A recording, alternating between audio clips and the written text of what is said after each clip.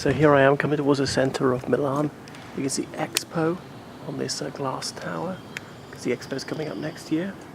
The World Exposition, should I say that? The very first one was that great exhibition of 1850. Anyway, I saw one of these plaques here. There was another one further up the street. This bloke, his year of birth, died in 1945 in Mauthausen, the concentration camp.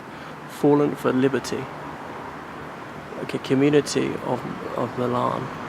So, and there you can see the wreath is rather discoloured now. It's been up for so long. Presumably they put it up in April, the anniversary of his death. Heard people speaking Spanish up there. There are a lot of Latin Americans here.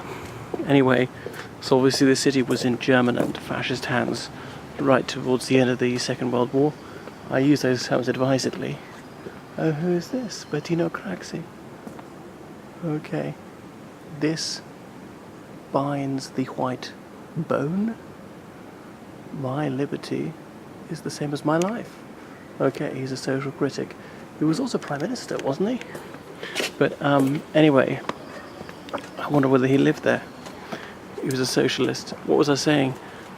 Because the German army was here, and then Italian fascists were here, because by that stage most Italians had turned against fascism.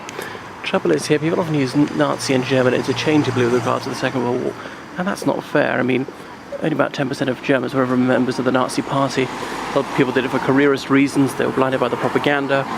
There was a lot of good in it in the early days. There was some bad in it too, but obviously it became worse and worse, and then outright evil towards the end. And as for serving the German army, they were forced to do so. The alternative was going to a concentration camp. And people should ask themselves, what would you have done if you hadn't been born in that nationality and subjected to all that publicity? Wouldn't you have done it? And almost everybody would. What else was I going to say? Because Germany had gone to war, it wasn't the decision of ordinary people to do that. In fact, most of them were very subdued about it. They were reluctant. They realised that war was not fun. Certainly it was no sport. And even after the fall of France, they were elated, mainly because they thought there'd be peace. But if you were a German at the time, you realise that losing the war is going to be very harmful for your country. So you want to avoid that, and most people put national interest above ideology or anything like that, or even compassion for others.